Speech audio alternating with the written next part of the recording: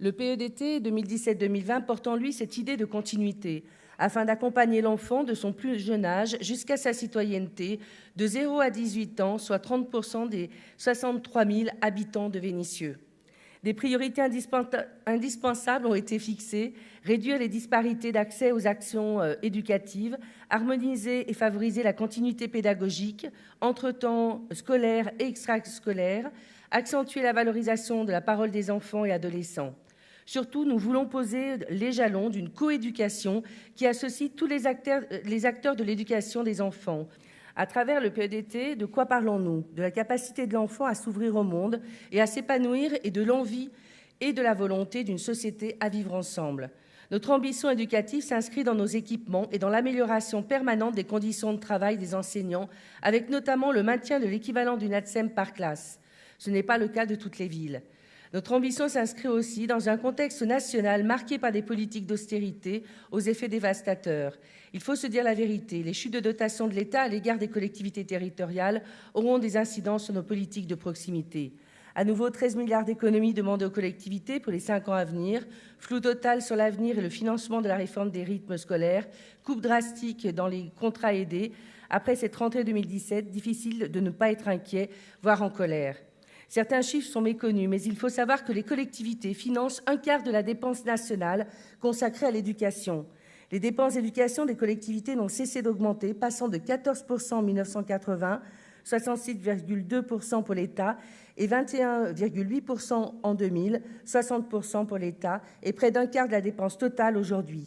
Certes, les lois de décentralisation sont passées entre-temps, mais on remarquera que le retrait progressif de l'État est compensé par l'apport des collectivités. Vous comprendrez qu'avec les chutes de dotation sans précédent que nous subissons, ce jeu de vases communicants ne peut pas durer très longtemps. En matière d'éducation, il faut, je le crois, revenir à l'essentiel, donc à l'ambition des missions régaliennes, à la valorisation des enseignants, à l'épanouissement, l'apprentissage des enfants et à la lutte primordiale contre le déterminisme social. Vénissieux sera toujours de ces combats-là. Je nous souhaite une excellente conférence sur l'éducation globale, un véritable enjeu pour demain. Je vous remercie. Vous tous qui parlez de l'EDUCATION et de la VIE, bref, la vie quoi. Bonjour. Ça va? C'est pas trop fort? Vous êtes très calme. Le sujet aujourd'hui, éduquer. Éduquer et prendre le train en marche, le train de l'élan, le train de l'envol, le train de l'envie. S'éveiller, venir des cieux jusqu'à Vénissieux. Depuis la plus tendre enfance, prendre le train de prendre le temps. De l'espace bébé jusqu'au béaba, découvrir par le corps et par le cœur, le parcours sensoriel, les sons, les sens et les sensations. Chaque seconde est un carrefour où chaque souvenir sera peut-être décisif. L'enfance, le temps de raconter, d'écouter des histoires pour essayer de commencer à tisser son histoire. Imaginer à travers la magie des images, créer des mondes, des univers. Alors de dinette en château fort, éclairer des phares. De maison de poupée en maîtresse de maison, apprendre la vie en la rêvant. Entre sourire et soupir, les joies, les peurs et les pleurs, apprendre à confronter son désir au désordre des autres. Construire à plusieurs des tours de cubes magnétiques. Que faut-il retenir des jeux d'enfants? Que si on est aimant, d'un côté on s'attire, mais que si on est aimant, d'un côté on sature. Alors à travers le ludique, élucider qui est l'autre, apprendre à partager l'espace, brique après brique, implacablement se sentir capable, au milieu du bric-à-brac, de prendre sa place, poser sa planchette cap-là. Alors, t'es cap ou t'es pas cap? T'es cap ou t'es pas cap d'aller plus haut, d'aller plus loin, trouver l'équilibre, se sentir fort, se sentir fier, entouré de professionnels et de parents pour tenter de créer des moments qui brillent, l'équilibre qui brille. Disons-le franco avec les francas, le droit à la santé des enfants, c'est le devoir des adultes. Les parents, les politiciens, tout ça, quoi. Les enfants, c'est fait pour jouer, pour rêver, pour découvrir, pas pour subir les regards noirs de la guerre, les maladies, les maladies, les mal de vivre, le travail, la faim qui tenaille les entrailles, disons-le réunis à Vénitieux, disons-le réunis, CEF, les droits de l'enfant, c'est important! Je vous invite à aller voir la petite vidéo. Voilà, donc il y a une seule dame qui a vu la petite vidéo. Alors après la conférence, il faudra aller voir la petite vidéo. Et on pourra dire ensemble, 3, 4, les droits de l'enfant, c'est important! Très bien. Dessiner pour décider de sa destinée. On s'affiche, on affiche dans la rue et on ne s'en fiche pas. Écrire et dire à travers la poésie l'enfer qu'on ne veut pas et dire l'enfant des possibles. Par le jeu et par le nous, parlons-nous. De la maison de l'enfance à la maison de l'en face à face, parlons-nous et voyons jusqu'où nous guident nos pas à pas. À l'école de musique où des sculptures mécaniques dessinent dans l'espace des parcours de boules métalliques, laissez-vous faire. La musique des sphères s'imprègne, le solfège rentre tout seul. Chaque rythme est à votre portée. La musique est partout. Laissez-vous entrer par la porte. Vous entendrez les choses autrement, à perte d'oreille. Qui dit musique, dit danse. Avec basique, osez s'exposer. Même adolescente, laissez son corps s'imposer. En chorégraphie, oui, le corps est graphie. Écriture dans l'espace, se mettre la pression, être fier de se présenter. Nous sommes tous, toutes, importants et importantes, quelles que soient nos histoires, nos vécus, nous avons le droit à un second souffle, un sas où le cœur s'ouvre. Et je le dis, j'insiste, j'existe. J'existe dans le dépassement de soi, à pleine puissance, trouver un style de danse qui taille, break, lock, trax, coupole, quand la danse devient une éducation à son propre corps, du muscle au mouvement, se connaître sur le bout de chaque fibre, se connaître sur le bout de chaque cellule, de chaque atome, danser, s'élancer, au-delà des limites, trouver sa place dans l'espace, tenter à chaque instant de bousculer les castes et les cases, les couloirs et les cloisons, s'inviter à aérer, s'aérer. Le petit atelier au fond, s'aérer. Et si on allait découvrir nos oiseaux au lieu de rester oisifs? Et si on économisait l'eau, l'énergie? Et si on préparait nos repas nous-mêmes? Et si on recyclait, on retapait, on bricolait, on inventait? Et si on innovait?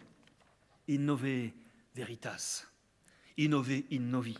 Semer les graines du désir. Élargir le monde. Lancer des passerelles pour dépasser le réel. Se sentir capable, créatif, beau, fort. Dépasser les cassures sociales, les coupures, les coups durs. Dépasser le blizzard du quotidien et avancer dans le bazar. S'assurer soi. Et ouais, on est bizarre. Et alors?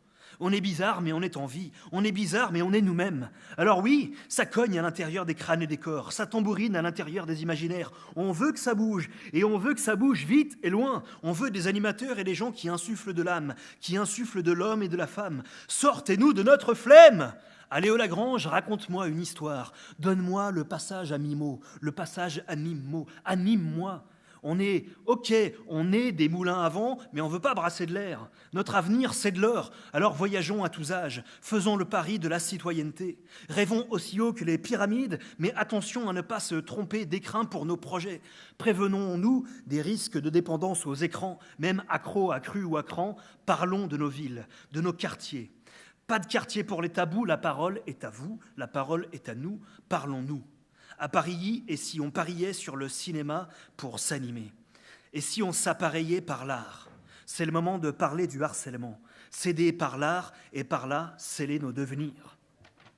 S'entourer d'œuvres pour créer des havres de créativité, s'entraîner à lire un tableau, s'attabler à lire un trait, une ombre, un relief, se rallier, se relier pour peindre le réel de nos désirs.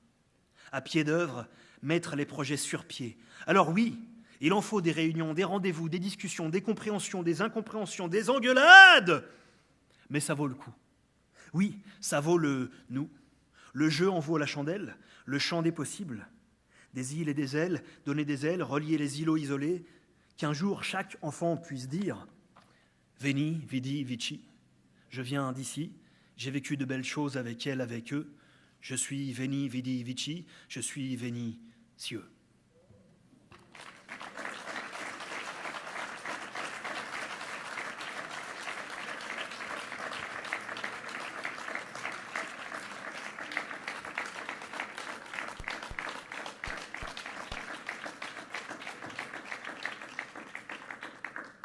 Merci. Alors voilà, je m'appelle Bastien Maupomet, je viens de Grenoble et je découvre Vénissieux. Je me suis baladé un petit peu cet après-midi dans les ateliers. Et si vous n'avez pas tout compris, il y a deux hypothèses. Soit j'ai parlé trop vite, soit vous n'avez pas tout vu. Alors je vous invite après la conférence à essayer de voir les panneaux et à revenir dans les jours qui viennent. Je laisse la parole à monsieur Frédéric Jésus. Bonsoir à toutes et à tous. Sur le programme, je crois qu'il est indiqué que la conférence est animée par un poète et un expert. Alors je vous laisse deviner qui est le poète. C'est moi. Lui, c'est l'expert des mots. Il les a pas tous paumés, me semble-t-il. Il en a retrouvé beaucoup qui comptent en matière d'éducation et d'éducation globale. J'en ai noté quelques-uns au passage. J'ai bien aimé l'équilibre qui brille, parce que peut-être ça a à voir avec l'utopie de la globalité de l'éducation, une utopie qu'un projet éducatif de territoire veille peut-être à réaliser. Puisqu'en matière d'utopie, ce qui compte, c'est ce qu'on réalise et non pas ce qu'on échoue à réaliser. Moi, je m'appelle Jésus, alors je suis venu sous les cieux de Vénissieux, comme un Jésus sans S. Mais bon, je vais peut-être arrêter à ce stade. Je ne soutiendrai pas son rythme ni son talent, mais je voudrais quand même soutenir un certain degré de poésie, parce que mon expertise, pour tout vous dire,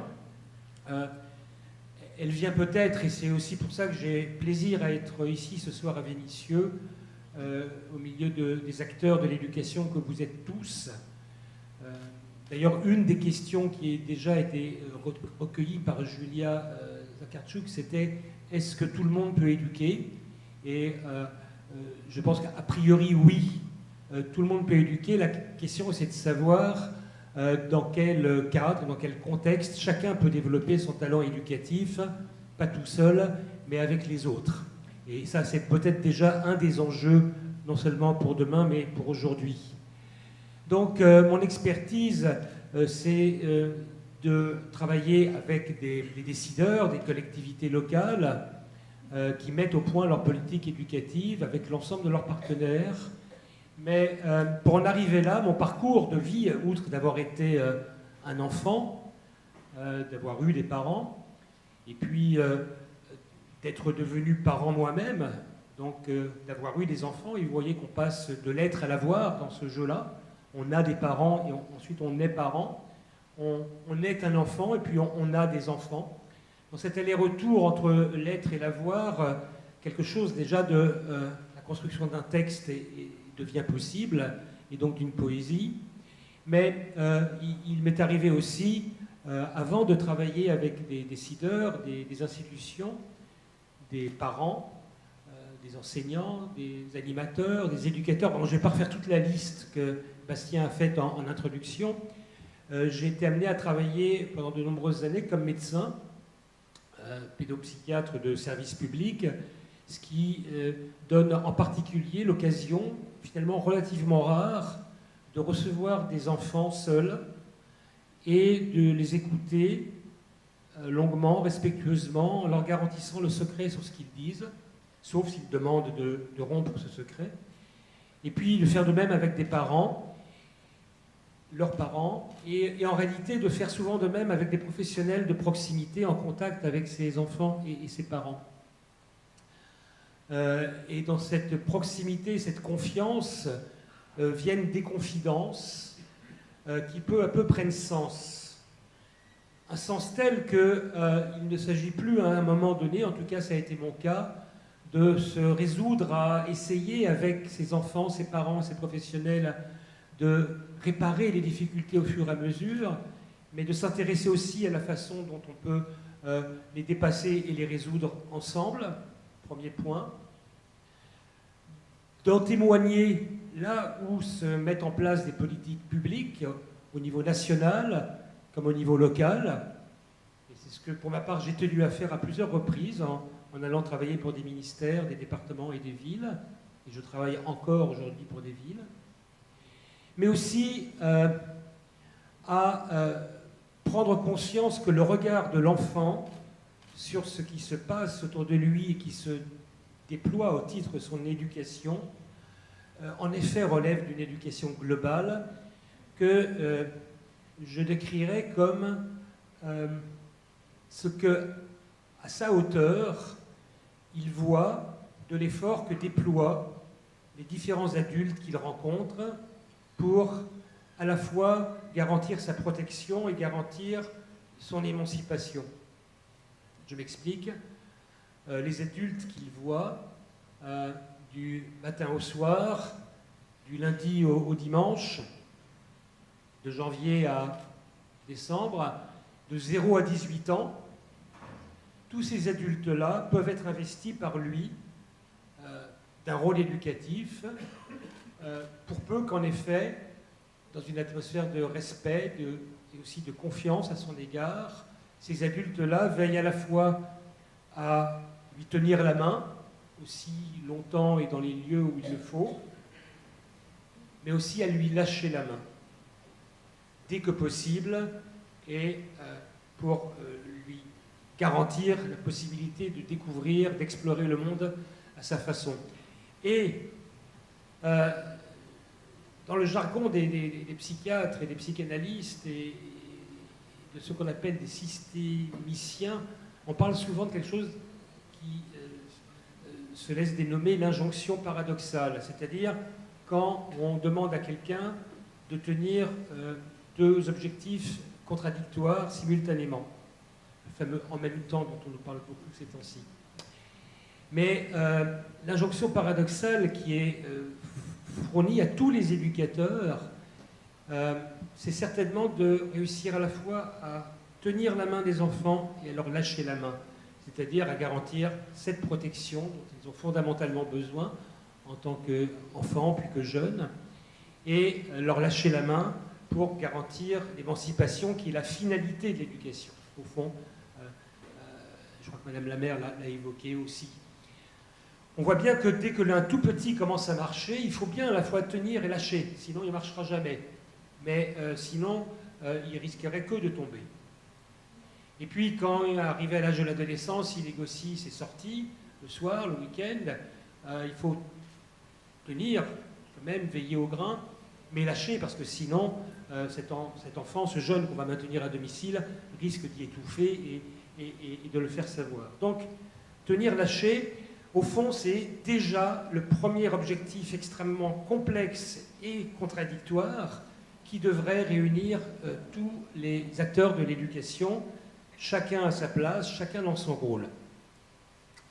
Les enfants expriment ça très bien, pour peu que, en particulier, ils perçoivent un excès de protection ou un excès de liberté donnée. Ils demandent un équilibre des deux.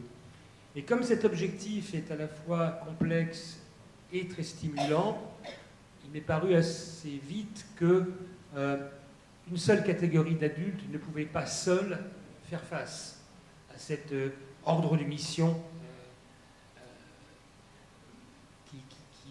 qui est donné au titre de l'éducation. Et c'est bien pourquoi on peut être amené assez rapidement, quand on parle d'éducation, à parler de coéducation, et donc d'organiser d'une façon ou d'une autre la façon dont les éducateurs vont se coordonner. À Vénissieux, j'ai bien apprécié la question des 3 C, mais moi j'en vois un quatrième. On dit, au sujet du projet éducatif de territoire, qu'il est question de la continuité des temps, j'en dirais un mot, qu'il est question de la cohérence des actions et des acteurs. Les enfants sont très attentifs à cette cohérence, et de la complémentarité de ces acteurs. Mais le 4e C qui fédère ces 3 C-là, c'est bien le C de la coéducation, à condition de ne pas oublier que pour les enfants, la coéducation, c'est aussi la coéducation entre enfants eux-mêmes. D'ailleurs, historiquement, quand on a commencé à parler de coéducation à la fin du XIXe siècle, lorsque les pédagogues se sont intéressés à cette question, ils ont voulu décrire et puis stimuler la capacité que les enfants ont dans un collectif correctement accompagné, d'être des éducateurs les uns pour les autres.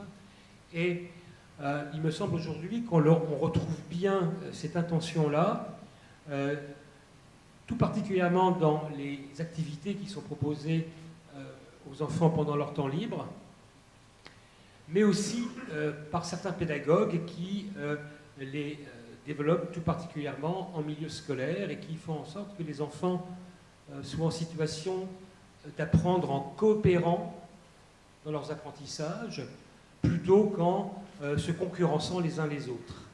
Bref, de découvrir l'intérêt et le plaisir qu'il y a à apprendre avec les copains et les copines plutôt que contre eux ou sans eux.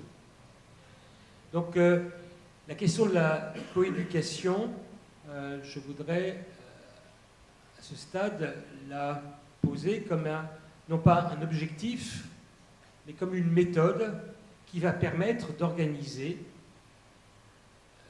les interventions, la présence et, je dirais, l'émulation de tous les adultes qui contribuent à l'éducation d'un enfant du matin au soir, du lundi au dimanche, de janvier à décembre, et de 0 à 18 ans.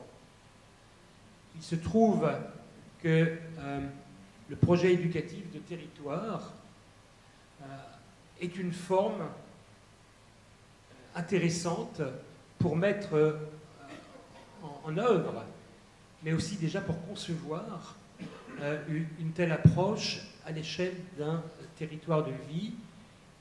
La loi de 2013 de refondation de l'école de la République a reconnu l'intérêt et la pertinence de cette approche par projet éducatif de territoire. Mais peut-être pour l'instant en a-t-elle proposé une version pas aussi ambitieuse qu'on pourrait le souhaiter.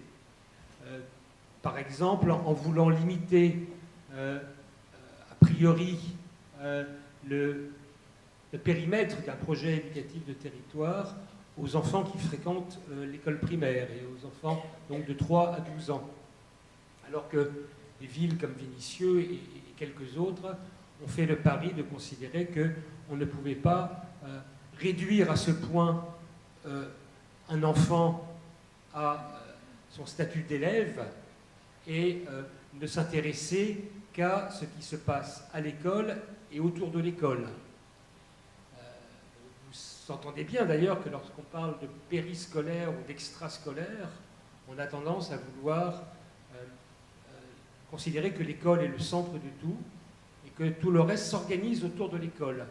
Mais on pourrait aussi bien dire que ces temps qui sont consacrés à des apprentissages et à des activités éducatives hors de l'école sont des temps périfamiliaux ou extrafamiliaux. En fait, ils ne sont ni périscolaires, ni périfamiliaux, ni extrascolaires, ni extrafamiliaux. Aujourd'hui, telles que se présentent les choses, on voit bien qu'ils sont intramunicipaux. C'est-à-dire que les villes ou les intercommunalités, le regroupement de villes, pour la première fois peut-être depuis bien longtemps, sont en mesure de faire valoir le rôle essentiel qu'elles jouent auprès des écoles et auprès des familles pour remplir un rôle éducatif spécifique. Que les villes assument cette fonction directement avec leurs services, en organisant leurs services en conséquence, ou qu'elles délèguent une partie de cette fonction-là à des associations de proximité, des associations souvent mûries à travers la culture et la tradition de l'éducation populaire, éminemment participative, à la limite, peu importe. Aujourd'hui, me semble-t-il, l'élément nouveau qui fonde une éducation globale et une démarche de coéducation, c'est que l'on sort de nouveau d'un face-à-face qui a pu être nécessaire mais éprouvant entre les familles et les écoles, ou l'école, l'institution scolaire. Ce face-à-face a été historiquement fondée au XIXe siècle, avec un troisième partie, un troisième rôle qui était un peu écartelé entre l'Église et la commune. Alors, je ne vais pas rentrer dans le détail, on va faire une conférence sur l'histoire de l'éducation, mais c'est intéressant de voir comment l'Église, en tout cas en France, les églises catholiques et quelques autres églises étaient plutôt favorables à l'idée de scolarisation généralisée, mais étaient inquiètes sur qu'est-ce qui va en être du temps libre. Simultanément, les familles, notamment au milieu rural, disaient ce temps libre non scolaire, attention, il est prédominant pour nous. C'est un temps où les enfants doivent pouvoir venir aider aux travaux des champs et puis aussi parfois aux travaux en atelier. Donc il y a eu une tension sur ces temps libres et c'est le moment où les communes ont commencé à prendre position, d'abord en confortant la place des instituteurs et des institutrices, y compris en les logeant et en contribuant à leur rémunération, souvent d'ailleurs en mobilisant aussi les familles, c'était fait, mais où les villes ont commencé peu à peu à voir que ce temps libre des enfants pouvait être disputé à l'église, à condition de faire alliance avec l'école, en particulier sur l'éducation morale et civique.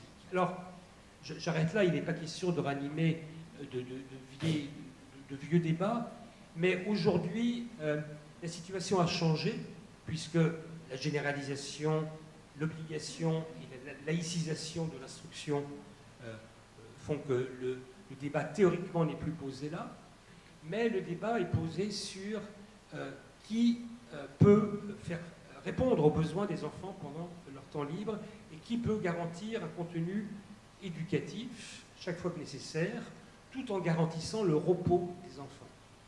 Et je vais m'arrêter peut-être pour voir un petit coup et repasser la parole à Bastien, parce que je le vois écrire, tout ça lui donne des idées.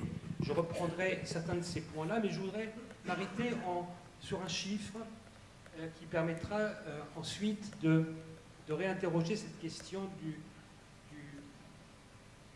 de la place de l'école dans l'éducation et de la place des autres acteurs que sont les familles et les collectivités locales, en faisant remarquer qu'aujourd'hui, le temps obligatoire dévolu à l'instruction scolaire, à l'école primaire, est de 864 heures par an.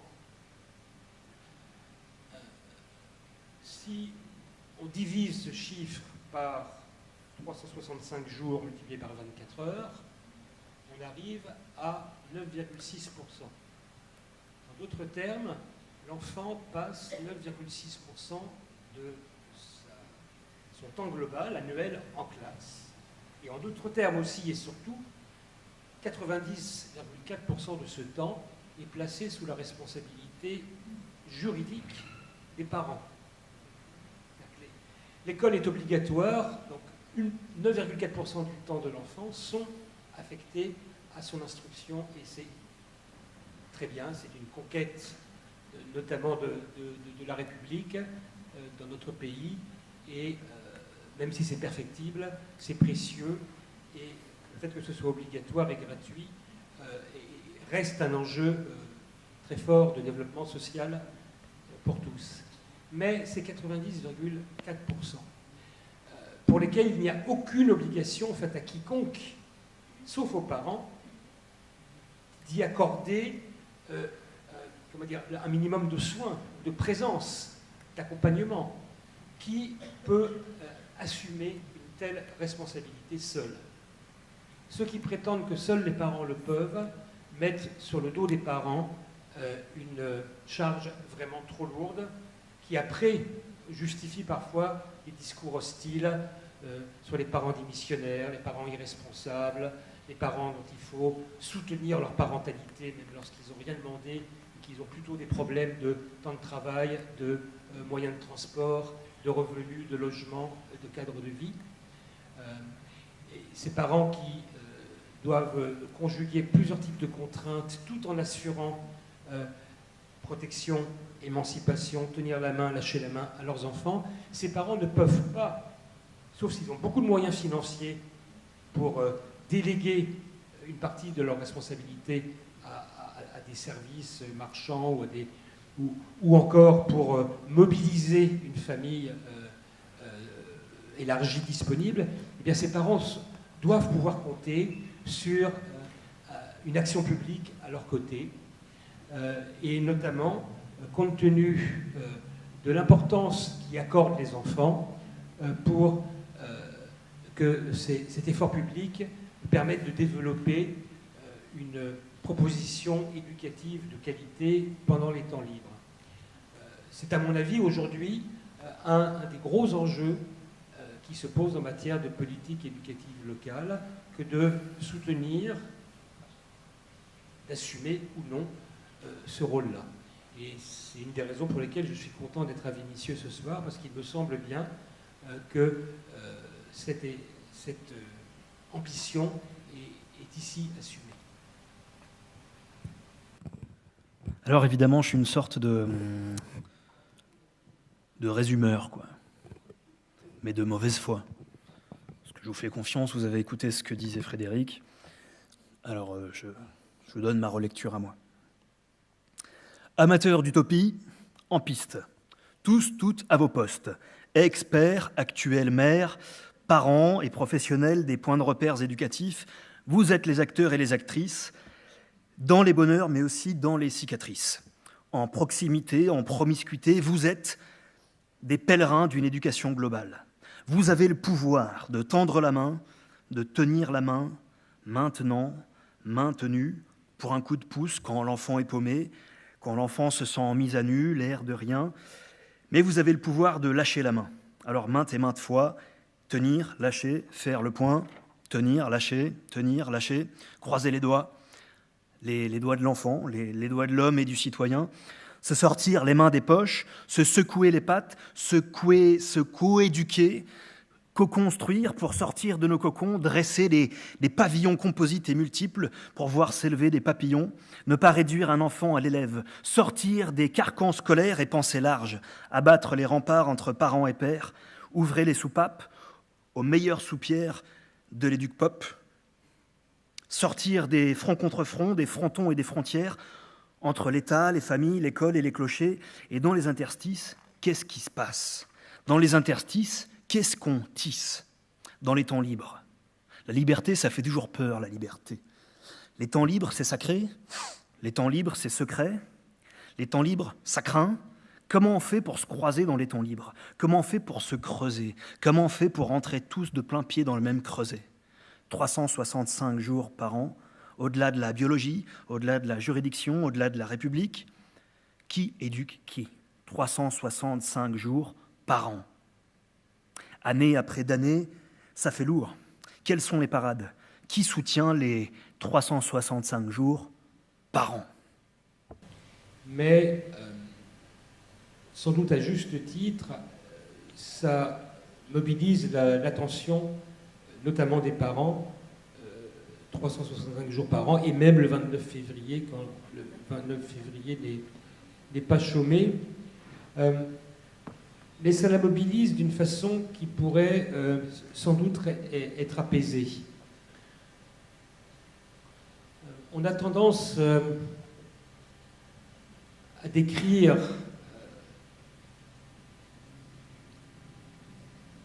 le vécu scolaire d'un enfant en des termes extrêmes qui sont des termes de réussite et d'échec. Tout le monde va être d'accord pour dire qu'il faut se mobiliser pour la réussite des enfants. Mais la réussite, c'est un peu comme la prévention. Quand on ne précise pas de quoi on parle, il y a beaucoup d'implicites qui arrivent à la place de ce manque de précision. Quand on parle de prévention en général, surtout quand on parle des jeunes, on veut dire la prévention de la délinquance. On ne parle pas de la prévention des caries dentaires, enfin on n'y pense pas spontanément, de la prévention des accidents domestiques ou des coupures avec les tournevis pour des non-bricoleurs. Non, on pense à la prévention de la délinquance. C'est un implicite qui domine le débat public. Et quand on parle de réussite, s'agissant d'éducation et des enfants, tout le monde pense a priori à la réussite scolaire, alors qu'un enfant s'intéresse à réussir un dessin, un exercice de maths, un gâteau au chocolat ou je sais pas, une partie de ping-pong. Il s'y engage avec l'idée de se mettre à l'épreuve lui-même et avec les autres et de s'enrichir de cette expérience, mais pas forcément de cocher une case sur la fiche signalétique du futur chômeur que aujourd'hui et depuis 20-30 ans, on voit en tout enfant en difficulté scolaire. Je pense que vous voyez de quoi je veux dire. C'est-à-dire que dès que l'enfant s'approche de l'entrée au cours préparatoire, au CP, commence à rôder autour de lui les mouches néfastes qui lui... J'essaie de lui filer sortir un peu du registre sémantique de l'expert, quoi, pour que ça bourdonne aussi. Hein. Oui, les mouches néfastes de l'échec annoncé dès même avant le CP se mettent à vrombir. L'actuel ministre de l'Éducation nationale ne va pas apaiser les esprits, ni des enfants, ni des parents, ni des enseignants, en prétendant qu'à l'issue du CP, il y aura 100% de réussite. Encore une fois, réussite de quoi? Si c'est réussite du fondant au chocolat, on peut essayer d'y amener une classe d'âge entre 6 et 7 ans. Mais quand on voit tous les pays qui, comme en Scandinavie, comme ailleurs, imaginent sans trop s'inquiéter qu'un enfant puisse apprendre à lire et à écrire à 9 ans, même 10 ans, qu'il n'y a pas à convoquer toute la pédopsychiatrie, les neurologues, les dyslexies, les dysphasies, les dysorthographies, les dyspraxies et tous les 10 qui ramènent beaucoup d'argent, qui en ramènent 10 de d'air, ni même à mettre les enfants sous amphétamine sous prétexte qu'ils auraient la monstrueuse idée, à l'âge de 6-7 ans, de ne pas tenir assis sur une chaise pendant 1 ou 2 heures sans manifester quelque impatience. Voilà. Donc quand on crée autour des enfants une telle angoisse à l'égard d'une réussite qui peut sembler non pas abstraite, mais connotée de beaucoup d'imaginaire, de malheur social, eh bien on prend le risque de la prophétie autoréalisatrice. C'est-à-dire qu'à force de parler de réussite aux enfants, on risque de les faire passer à côté d'une réussite de vie que seule, effectivement, une logique d'éducation globale peut leur faire miroiter avec l'idée d'un équilibre qui brille. Alors, pour dire les choses autrement, polariser les termes, polariser les notions en termes de réussite et d'échec est non seulement dangereux de ce point de vue-là, dramatise excessivement les enjeux non seulement de la scolarité, mais de l'éducation en général, mais en plus ne correspond pas à une réalité. Vous savez tous qu'un enfant suit un parcours, que dans ce parcours, il progresse, parfois il régresse, parfois il stagne, parfois il est exactement dans la ligne qu'on lui désigne, parfois il va musarder ailleurs pour ce qui se passe, et en ramener des choses tout à fait intéressantes, y compris pour ses apprentissages scolaires. Deuxième chiffre, l'UNESCO, la branche des Nations Unies qui s'intéresse à l'éducation, aux sciences, à la culture, l'UNESCO a récemment mis en évidence, à travers une étude tout à fait intéressante, que 73% des apprentissages d'un enfant étaient acquis en dehors de l'école. Alors après, il faut rentrer dans le détail de qu'est-ce qu'on appelle l'apprentissage, comment on les hiérarchise. les 27% qui sont acquis à l'école sont fondamentaux. C'est effectivement des bases pour en acquérir d'autres. Mais il importe de repérer que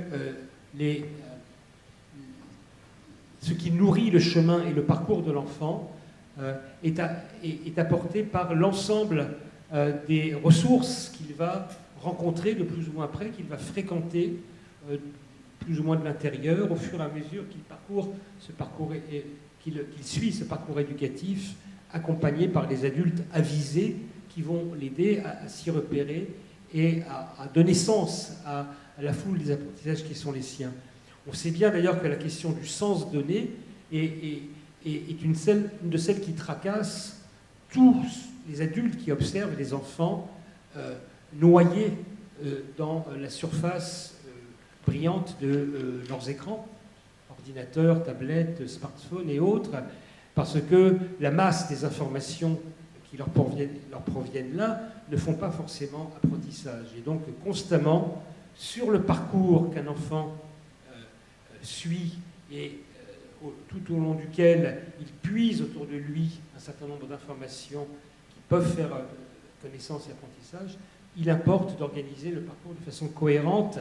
Parler en termes de réussite et d'échec ne permet de ne rien voir d'autre que l'organisation d'une sorte de tri binaire, les bons, les mauvais, avec en outre, notamment dans les milieux modestes, et j'en ai encore des souvenirs douloureux en tant que médecin, une dérive supplémentaire qui se présente à beaucoup de parents qui, faisant face à beaucoup de difficultés au quotidien, redoutent que leur enfant leur amène de l'école une difficulté supplémentaire qui serait non pas d'avoir du mal à apprendre, ça déjà ils le redoutent parce que, encore une fois, ils pensent que la réussite scolaire détermine la réussite sociale et professionnelle par la suite, ce qui n'est plus en plus aussi vrai que ça aujourd'hui, puisque le diplôme n'est pas une garantie absolue d'accès à l'emploi. Mais ces parents redoutent plus encore que leur enfant soit mentionné et sanctionné pour ses problèmes de comportement à l'école. Si bien que parfois, dans les milieux modestes, je dis bien parce que c'est surtout dans les milieux modestes que je vois les parents fragilisés par cette crainte, on finit par oublier que l'école aide à devenir savant et on se résout à penser qu'elle ne consisterait qu'à apprendre à devenir sage, à se tenir tranquille. Encore une fois, on peut comprendre que l'harmonie d'un collectif d'enfants suppose une certaine tranquillité, un espace organisé de façon à ce que chacun y implique son corps sans créer ni désordre, ni décibels excessifs, bien entendu. Et d'ailleurs, lorsqu'on voit une classe fonctionner avec un pédagogue averti, qui sait à la fois respecter les rythmes de chaque enfant et en même temps valoriser le groupe classe et faire que ce groupe est une ressource pour chacun des enfants qui le composent, eh bien on voit que les problèmes de discipline disparaissent très vite. Les enfants éprouvent tellement de plaisir à travailler et à apprendre qu'ils ne ressentent aucune nécessité de fuir dans l'excitation une scène scolaire qui ne ferait que les contraindre. Donc, la question d'être sage à l'école est une question dangereuse à poser en termes de blanc ou noir. Également, un enfant peut momentanément s'agiter, c'est pas si grave que ça. Le fait qu'il se soustrait du cours ou de la vie de classe serait peut-être plus préoccupant, mais retient moins l'intention. Voilà, donc je voulais insister sur cette question de réussite et d'échec et de réussite scolaire comme ce qui devrait focaliser toutes les attentions. Et j'ajouterais que, puisqu'on est à une période politique où il y a une remise en cause du bien fondé des rythmes hebdomadaires des 4 jours et demi, qui est une remise en cause comment dire, un peu réduite, parce qu'en fait, il faudrait s'intéresser à tous les rythmes, pas uniquement hebdomadaires, mais aussi journaliers et annuels, pour avoir une réflexion globale et harmonieuse. Eh bien, puisqu'on est dans cette réflexion et que le ministre actuel parle beaucoup d'évaluation, je pense qu'il serait vraiment utile que les acteurs éducatifs, dans leur diversité, enseignants, animateurs, éducateurs, et tous les autres que Bastien a nommés, mais tous ces observateurs très fins aussi, qu'on oublie de solliciter parfois, les ATSEM, les chauffeurs de bus scolaires, les personnels de restauration scolaire, là, je parle beaucoup de personnels municipaux, mais ce n'est pas par hasard, parce que ce sont des personnels qui sont en contact avec tous les aspects de la réalité de la vie des enfants, pas uniquement le temps de classe, mais tout cela, tous ceux qui sont des acteurs effectifs ou potentiels d'un projet éducatif de territoire, devraient pouvoir dire, en argumentant sur des bases concrètes, des bases du vécu quotidien, qu'on ne va pas évaluer ni la réforme des rythmes éducatifs et scolaires, ni le bien fondé des politiques dites périscolaires, en tout cas les politiques sur les temps libres des enfants, uniquement sur des critères scolaires. Je me souviens, moi, qui avais été un des militants de l'école dès l'âge de 2 ans, pour les enfants qui le peuvent, et surtout les enfants qui ne bénéficient pas d'un mode d'accueil collectif avant d'entrer à l'école, et qui donc pourraient bénéficier d'une scolarisation plus précoce, ou en tout cas de temps scolaire dans des classes passerelles aménagées. Je me souviens qu'à l'époque, ceux qui étaient hostiles à cette option-là, et en particulier pas mal de pédopsychiatres d'ailleurs, disaient que l'évaluation de cette affaire-là se ferait en CP sur les taux d'apprentissage du français dans de bonnes conditions, etc. En d'autres termes, on allait voir si un projet visant à favoriser la socialisation précoce des jeunes enfants allait avoir des impacts scolaires, uniquement scolaires. Et il me semble qu'actuellement, on est en train, avec ce scolarocentrisme excessif, de prendre de nouveau le risque d'évaluer une politique des temps libres sur des résultats scolaires. Et si on fait cela, pour le coup, il y aura un biais, comme on dit, un biais méthodologique considérable. On ne pourra évaluer le bien fondé d'une politique visant l'éducation globale que sur le bien-être global des enfants et des jeunes. Alors, c'est peut-être plus compliqué, mais l'intérêt d'une telle évaluation, c'est qu'on peut plus facilement y impliquer l'ensemble des acteurs concernés, y compris les parents et les enfants eux-mêmes. Ah ouais, comme ça, sans prévenir. Vous pouvez discuter entre vous.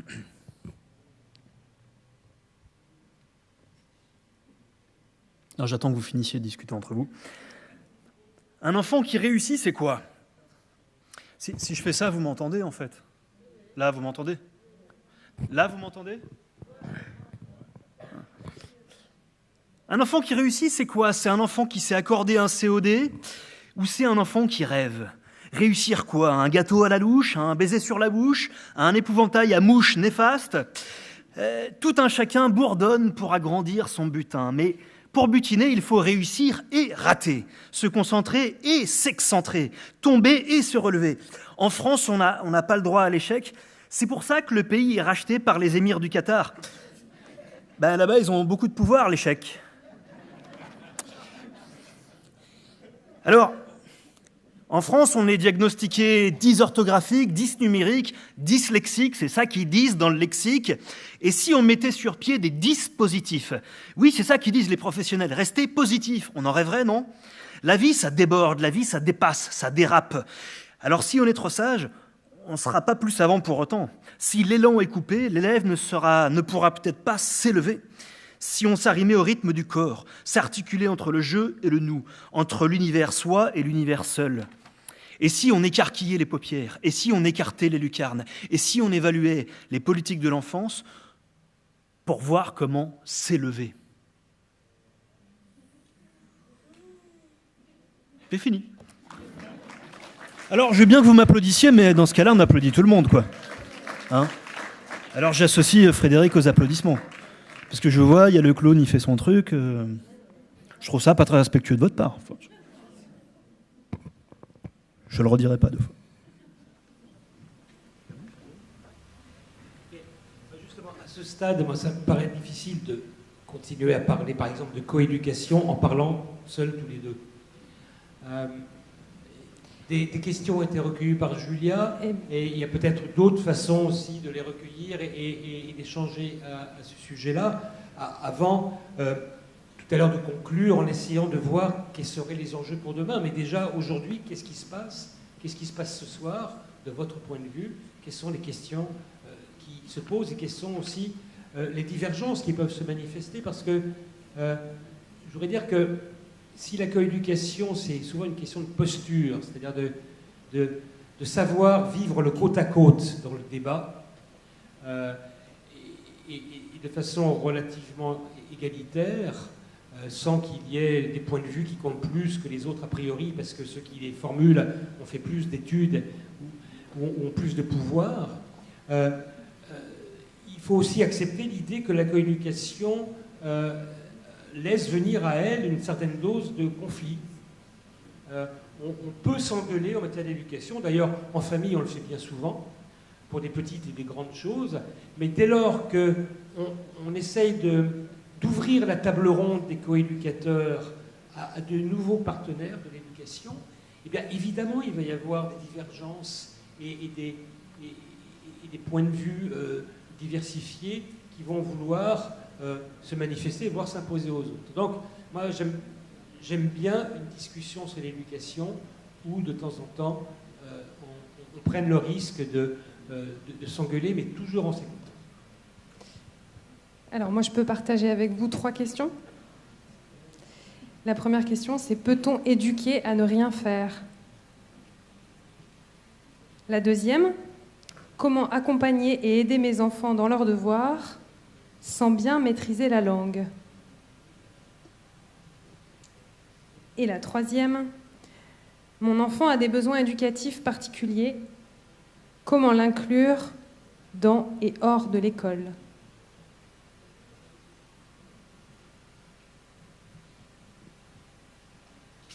J'ai rien écouté.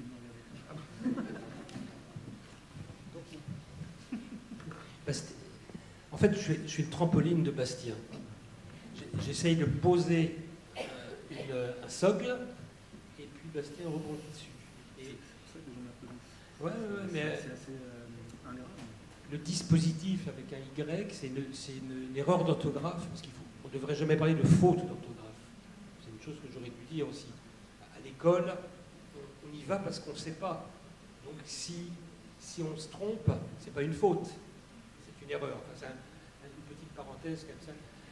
Je suis sûr que ça va inspirer Bastien. Donc, dispositif avec un Y, c'est intéressant. Ça ouvre, ça montre que l'erreur d'orthographe peut ouvrir à des perspectives institutionnelles. Il y a quelque chose dont je n'ai pas parlé, et pourtant je suis un militant de cette cause depuis très très longtemps, c'est les droits de l'enfant. Les droits de l'enfant sont importants. Et ils sont importants non pas seulement dans le registre de la protection, mais aussi dans celui de l'émancipation. En d'autres termes, la Convention des droits de l'enfant, qui a été adoptée par l'ONU en 1989 et ratifiée par la France en 1990, ce qui veut dire que théoriquement, ces dispositions s'imposent dans le droit national français. La Convention des droits de l'enfant, elle ne reconnaît pas aux enfants uniquement des droits à la protection, des droits sociaux, à l'éducation, à la santé, etc. Mais elle leur reconnaît aussi un certain nombre de droits politiques, du droit à l'expression, à la prise en compte de son point de vue, à la participation aux décisions qui le concernent, à la liberté de conscience, à l'association, à la vie privée. Et puis, il y a un droit qui est intéressant, et je crois que c'est l'article 31 de la Convention des droits de l'enfant qui le formule, c'est le droit au loisir. Et droit à des loisirs de qualité, mais aussi le droit au repos. Le repos, ce n'est pas uniquement le sommeil, c'est pas uniquement le sommeil réparateur, c'est en effet la possibilité assumée de ne rien faire, ne serait-ce que pour réfléchir à ce qu'on va faire ensuite. Alors c'est vraiment très important de faire figurer le droit de l'enfant de ne rien faire comme un des droits qui lui sont reconnus par les adultes. Néanmoins, ce droit de ne rien faire, il ne se concrétise pas spontanément. D'une part, parce que beaucoup d'adultes ne supportent pas de voir les enfants ne rien faire, vous le savez. Ils craignent justement que si l'enfant ne fait rien, ça va se terminer par un échec. C'est pourquoi, d'ailleurs, et ça fera le lien avec les devoirs,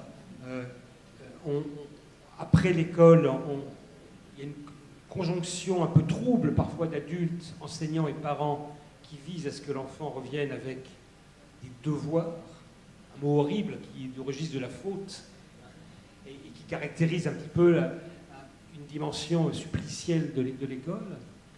Donc le soir, il ne faut pas que l'enfant glande, il faut qu'il fasse ses devoirs. Et puis le reste du temps, il ne faudrait pas que ce temps soit vide, ou soit creux, ou soit mort.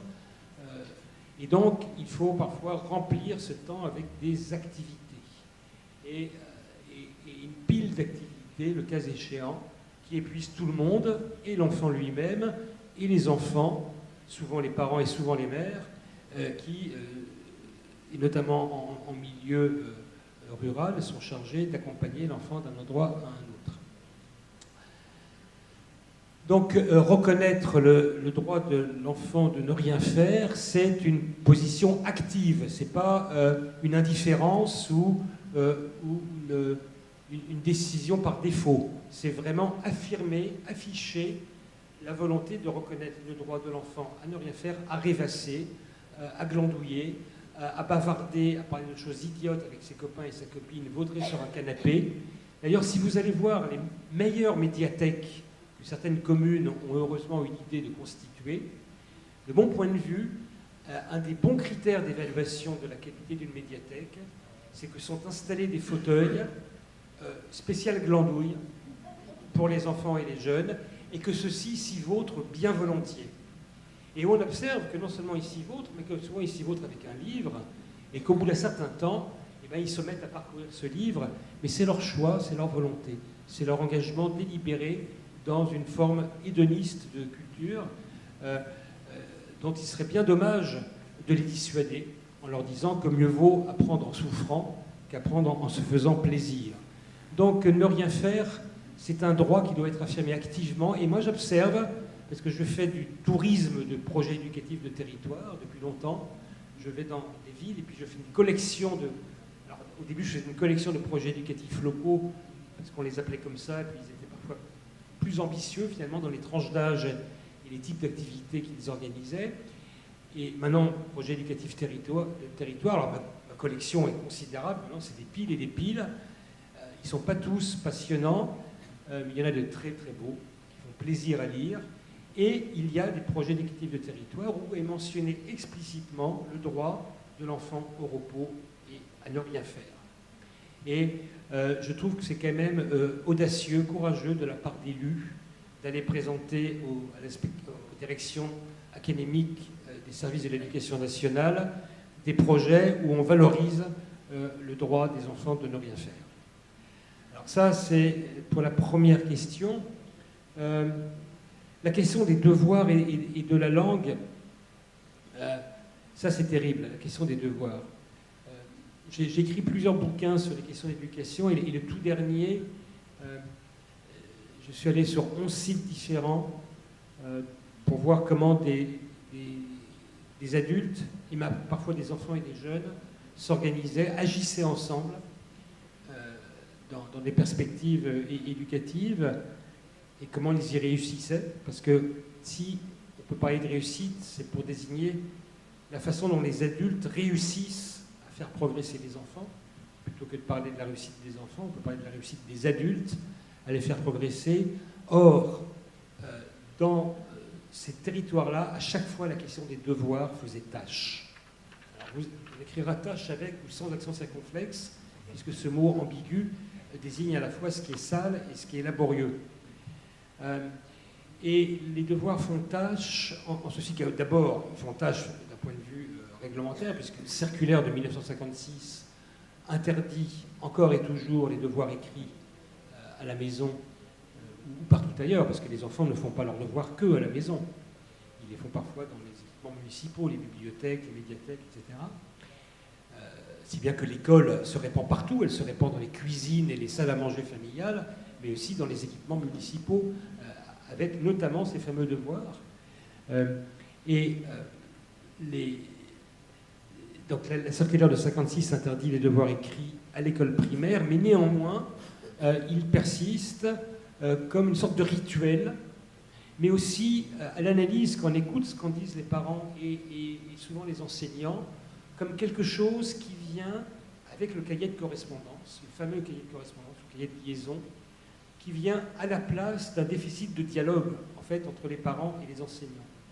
Comme on n'arrive pas à se parler, comme on est en plus vigipiratisé de plus en plus, et dès le CP, ce qui fait que les relations, les rencontres au quotidien entre parents et enseignants se font plus rares, et il faut les prévoir longtemps à l'avance, subsiste alors un instrument de communication entre famille et enseignants, qui sont les devoirs et aussi le cahier de liaison, et qui ont la particularité, et pour l'enfant l'inconvénient, d'être porté et agi par l'enfant lui-même.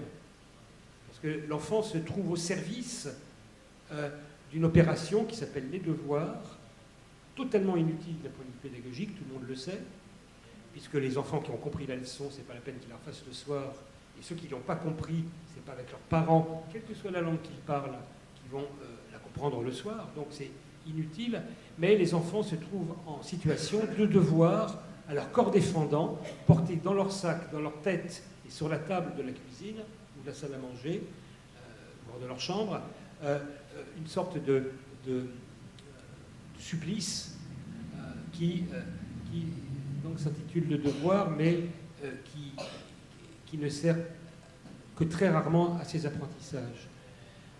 Néanmoins, les parents sont demandeurs de devoirs, disent les enseignants, pour se défendre, de continuer à en donner. Et c'est bien souvent vrai, pour la raison que je viens d'indiquer, parce que c'est la seule façon pour les parents d'avoir un regard sur ce qui se passe en classe. Et les parents qui sont en difficulté linguistique, bien entendu, craignent plutôt de passer à côté de l'essentiel, parce qu'ils ne vont pas maîtriser la langue dans laquelle s'expriment ces devoirs, et la langue dans laquelle ils doivent être réalisés. Alors, il faut bien entendu rassurer ses parents, mais ce n'est pas si simple. Je crois que les premiers qui peuvent le faire, ce sont les enseignants eux-mêmes, en disant que ce qui est attendu des parents, avec le rituel et l'épreuve des devoirs, ce n'est pas que les parents les fassent avec les enfants, ou encore moins à leur place, mais qu'ils les encouragent, tout simplement. Peut-être juste leur amener un chocolat chaud et baisser la télévision si elle hurle dans la pièce. Et le mieux que peuvent faire des parents, quelle que soit la langue qu'ils parlent, pour compatir à l'épreuve rituelle auquel leurs enfants sont soumis, d'effectuer ces maudits devoirs inutiles, mais qui font un tel consensus à l'égard de l'enfant, à tel point qu'on peut se demander s'il n'y a pas une sorte d'hostilité inconsciente à l'égard de l'enfant qui s'exerce avec ce trouble consensus entre adultes. Mais vraiment, ce n'est pas une question de langue, et il faut le dire aux parents. Moi qui suis aussi président d'un centre social et culturel à Paris, dans le 19e arrondissement, là où j'habite, un engagement d'habitants, de citoyens, on a beaucoup d'activités d'accompagnement à la scolarité. Évidemment, on doit très très vite rassurer beaucoup des parents qui viennent nous voir et qui sont des parents, par exemple, de migration récente, et leur dire que ce qui qui est attendu d'eux, ce n'est pas de maîtriser la langue qui se parle à l'école, mais de comprendre et de valoriser l'effort que fait toute la famille pour supporter cette épreuve des devoirs. Parce que c'est une épreuve pour toute la famille. On voit des parents effondrés avec cette affaire-là, effondrés, tendus, nerveux, payant des officines privées, même quand il n'y en a pas besoin. Défiscalisés quand ils les payent, mais c'est quand même un moindre avantage secondaire. Quant aux besoins éducatifs particuliers pour les enfants, là je en parlerai peut-être de façon moins triviale, moins distanciée, parce que c'est un vrai... Là aussi, c'est un droit pour l'enfant qui est en situation particulière, notamment en situation de handicap, mais pas uniquement, qui a des besoins éducatifs particuliers parce que peut-être son rythme ou son histoire de vie font qu'il ne peut pas souscrire complètement à ce qui est attendu de lui en classe ou au centre de loisirs, parce que moi, dans besoins éducatifs particuliers, je n'entends pas que les besoins liés à l'école. J'entends aussi les besoins particuliers pour pouvoir participer à une activité sportive, une activité d'art plastique, ou tout autre. Donc, il est important, là aussi, de rappeler que la France, en ratifiant la Convention internationale des droits de l'enfant, s'est engagée à non seulement compenser les déficits liés à une histoire de vie particulière ou à un trouble fonctionnel, physique, sensoriel, psychique, mental, ou un problème invalidant de santé. Donc la France s'est engagée au niveau de l'État et de ses collectivités locales à compenser ce déficit, mais aussi, plus récemment, à militer pour l'inclusion des enfants ayant des besoins particuliers, c'est-à-dire il ne s'agit plus uniquement de les intégrer au sens où l'enfant en difficulté doit en plus surmonter la difficulté de négocier son intégration au milieu des autres, mais la logique d'inclusion, c'est que toute la classe, tout le centre de loisirs s'ajuste aux réalités de cet enfant-là et de quelques autres, parce que vraisemblablement, il n'est pas le seul à avoir des besoins éducatifs particuliers. Donc cette notion d'inclusion, elle relève d'une part d'un droit et d'autre part de l'application relativement ambitieuse de ce droit en France. Après, il y a un gros écart entre ce qui est dit dans les lois et dans les textes officiels et les pratiques réelles. Ne serait-ce que parce qu'une attitude inclusive à l'égard d'un enfant ayant des besoins particuliers, elle ne se décrète pas. Par exemple, elle se travaille avec des enfants. L'accueil spécifique pour que chacun puisse bénéficier de la classe ou d'une activité sportive ou culturelle, eh bien, il demande aux éducateurs, aux pédagogues, aux enseignants, mais aussi aux parents, notamment aux autres parents que les parents de cet enfant-là, de fournir un effort constant, régulier, visant à ce que cette inclusion ne soit pas juste un mot, mais soit une réalité vécue par tous les enfants au quotidien. Et on sait d'ailleurs que les enfants qui accueillent en leur sein, ils le font assez facilement en général, un enfant en situation de handicap ou ayant une autre difficulté de vie, les enfants s'enrichissent de cette expérience. L'altruisme des enfants est quand même très impressionnant quand on n'inhibe pas son expression. Donc on peut l'encourager et ce sont souvent des belles expériences. Voilà, enfin, que dire d'autre ? Après, il peut y avoir, au niveau d'une politique locale, et je crois que c'est le cas à Vénissieux, parce que j'ai regardé les orientations du nouveau projet éducatif de territoire, le lien qui est fait notamment avec les orientations de l'atelier santé-ville, au titre de la politique de la ville, mais tel que je vois les choses, ça va diffuser partout, vraisemblablement.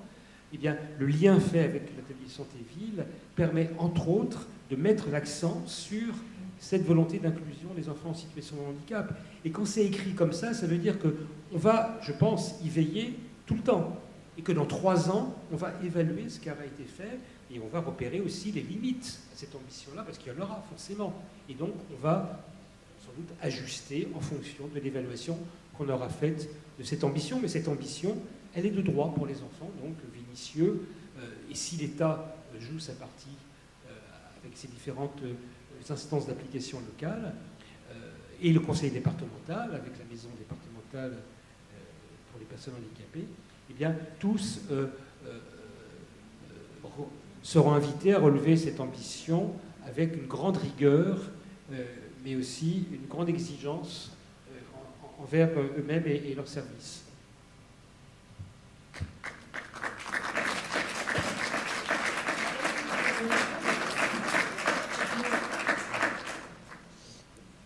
Deux autres questions ? Je ne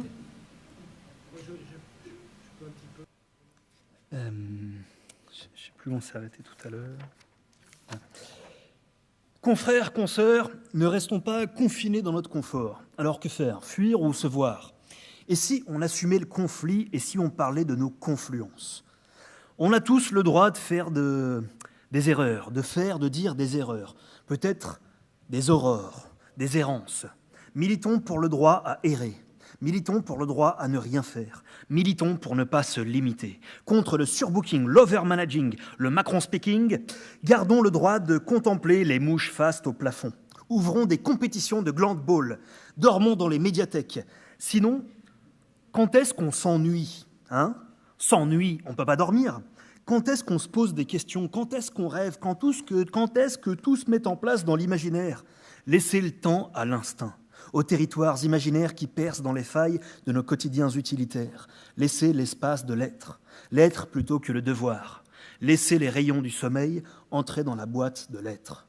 Oh, le devoir, la corvée, le châtiment, le supplice, le STO, le TIG, le sévice.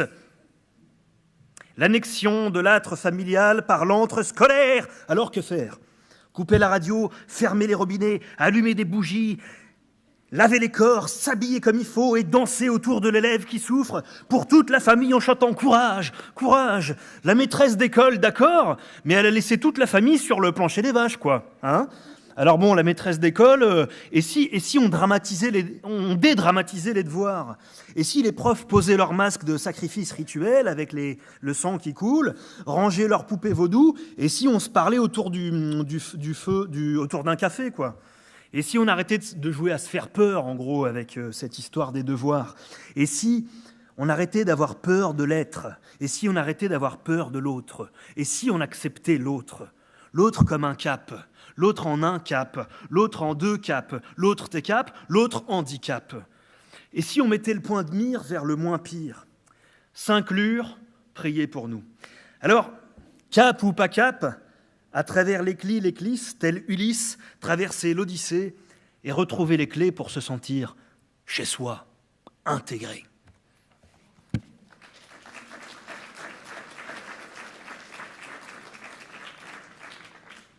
Alors cette fois, deux dernières questions en fait. La première, c'est quelle place dans le projet éducatif pour mon enfant ? Et l'autre... Pardon. Vous avez entendu ? Quelle place pour mon enfant dans le projet éducatif ? Et l'autre, l'éducation globale serait-elle une remise en cause de la suprématie des diplômes et statuts hiérarchisants des écoles supérieures ? Elle est un peu plus longue celle-là. Vous voulez que je la refasse ? L'éducation globale serait-elle une remise en cause de la suprématie des diplômes et statuts hiérarchisants des écoles supérieures ? Je vous laisse avec ces questions.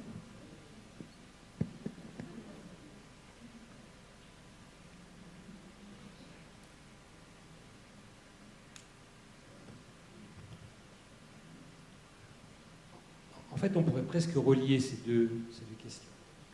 Telles que je les comprends en tout cas, mais je ne suis pas sûr d'avoir tout compris. Quelle place pour mon enfant dans le projet éducatif ?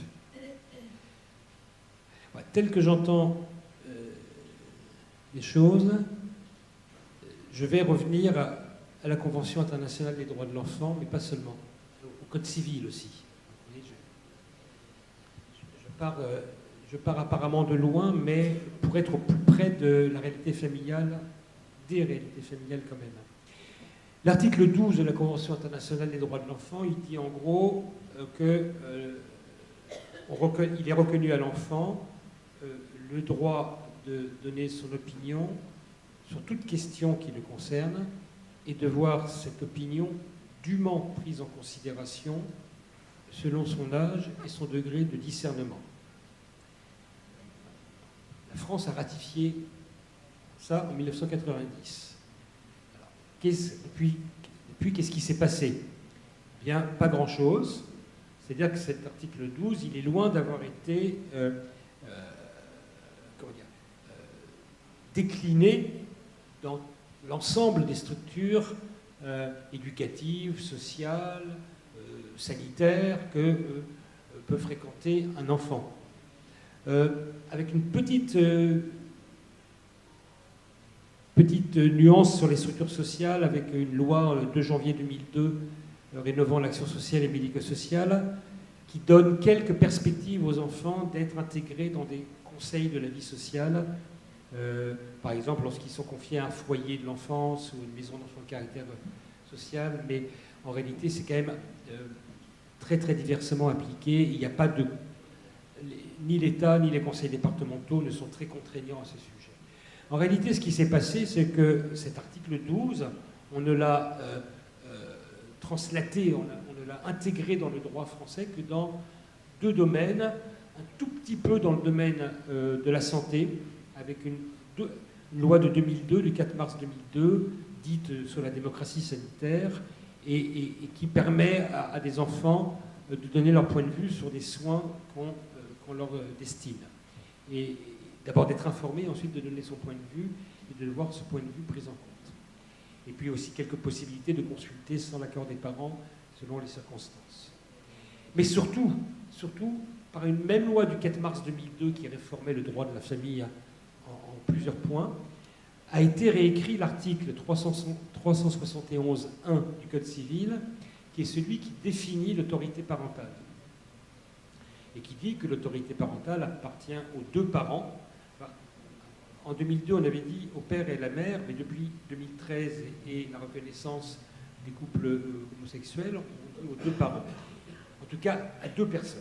Et c'est important pour l'enfant, il y a deux adultes de référence dans la famille, même lorsque les adultes sont séparés, bien entendu.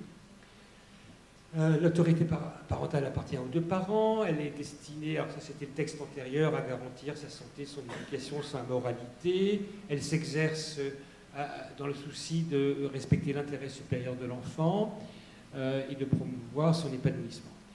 Et puis, cet article de loi se termine par la phrase suivante: les parents associent l'enfant aux décisions qui le concernent selon son âge et son degré de discernement. On retrouve la transposée pratiquement mot à mot l'article 12 de la Convention des droits de l'enfant. Okay, et ça, c'est très intéressant, même s'il n'y a pas beaucoup de parents qui sont conscients de cette affaire-là. Quand les parents se marient, parce que ça arrive encore, les gens se marient pour avoir des enfants, ou après en avoir eu, eh bien, le maire, les élus qui sont là, lisent cet article-là. J'espère jusqu'au bout. Et les parents, ou les futurs parents, à ce moment-là, moi j'ai observé, ils n'écoutent pas du tout. J'ai accompagné des jeunes filleuls, neveux et nièces qui avaient la curiosité de se marier. Donc je les ai accompagnés dans cette épreuve-là aussi, c'est un devoir comme un autre. Et parce que vous savez qu'aujourd'hui, plus d'un enfant sur deux naît hors mariage. Tout le monde a l'air de se foutre du mariage. Mais cette affaire-là, cet article, il s'applique à tous les couples, mariés ou pas mariés. Mais quand ils ont la chance de pouvoir se marier et de passer devant un élu qui va leur lire cet article, ils n'écoutent pas cette affaire. Ils font des selfies, ils se balancent du riz, des trucs. Et moi, je vais les voir, je leur dis, mais vous avez entendu là ce qu'il ou elle a dit, le maire? Ah non. Votre enfant, là, il est déjà... Parfois, il assiste au mariage, ou bien c'est pour bientôt, mais vous allez associer l'enfant à toutes les décisions qui le concernent. Ça veut dire les vacances, la couleur de la bagnole, l'orientation scolaire, à quelle activité périscolaire de la ville de Vénissieux vous allez l'inscrire, etc., etc. vous allez devoir discuter de ça avec lui. En fait, les parents ne sont ni vraiment informés, ni vraiment formés à cette affaire-là. Mais aussi, et en réalité, et c'est là où le législateur de 2002 avait été malin, tout ça est quand même dans les mœurs, dans les pratiques. L'ambiance éducative, on ne parle pas à table, elle paraît aujourd'hui quand même bien dépassée, bien périmée, même si certaines familles, pour différentes raisons, ont encore des fonctionnements extrêmement rigides de ce point de vue-là. Et ça nous amène à la question d'ailleurs des statuts hiérarchiques, parce que dans beaucoup de familles, on tient à bien marquer les différents statutaires entre les adultes et les enfants, et même entre les hommes et les femmes. Or, j'en parle d'autant plus que c'est le sujet du petit bouquin que je suis en train d'écrire en ce moment pour un éditeur lyonnais d'ailleurs, un petit précis de démocratie familiale, où j'essaye de montrer comment on prend une décision en famille, et comment les choses pourraient évoluer, dès lors qu'on respecte la Convention des droits de l'enfant et la nouvelle rédaction du Code civil. Ce qu'on voit bien, c'est que, de fait, dans les pratiques familiales spontanées, il y a une certaine égalisation du statut des hommes et des femmes, des garçons et des filles, même si c'est perfectible. Et puis, entre les adultes et les enfants, il y a quand même une tendance à discuter, négocier un certain nombre de choses. On le fait plus ou moins bien, c'est parfois des rapports de force, des grands cris, ou des claquages de porte, mais il n'y a que ça dans l'air, honnêtement. Il y a que ça dans l'air. Donc, moi, c'est comme ça que je réponds à la question « quelle place pour un enfant dans le projet éducatif ?» C'est-à-dire, c'est une place de citoyen. L'enfant est déjà un citoyen. C'est aussi un citoyen en devenir. C'est pourquoi sa citoyenneté se forme progressivement. C'est pourquoi dans des villes comme Vénissieux et des centaines d'autres, il y a des conseils municipaux d'enfants et des conseils d'enfants dans les maisons de l'enfance. Mais fondamentalement, l'enfant est déjà reconnu par la Convention des droits de l'enfant et par l'article du Code civil comme un sujet de droit dont le point de vue doit et mérite d'être entendu. Ce qui ne veut pas dire qu'on va le suivre, son point de vue. D'où l'importance qu'il y ait une atmosphère démocratique en famille et puis dans d'autres institutions éducatives pour que ce point de vue se confronte à d'autres points de vue et puis qu'un processus de prise de décision se mette en place. Mais décider, ce n'est pas que décider. C'est au moins 5 choses décider. C'est proposer, c'est discuter, c'est décider, certes. Ensuite, c'est appliquer. Puis enfin, c'est évaluer. Un processus en 5 phases qui suppose que si on s'y engage vraiment et dans chacune de ces phases-là. Un processus qui suppose donc de la démocratie et non pas des parents tyrans, abusifs, ni des enfants rois. Démocratie familiale, il n'y a pas de place pour les tyrans parentaux ni pour les enfants rois. Il y a des places pour des sujets qui ont des rôles spécifiques, des responsabilités pour certains, le droit à l'irresponsabilité pour les autres, jusqu'à l'âge de 18 ans, et puis ensuite des procédures pour savoir s'organiser, sur qui sort les poubelles, comment on se répartit la corvée d'aspirateur, et puis des décisions plus importantes, est-ce qu'on déménage, et est-ce qu'on va à l'école publique, à l'école privée, enfin ça peut être 1000 choses. Et tout ça peut se décider avec les enfants.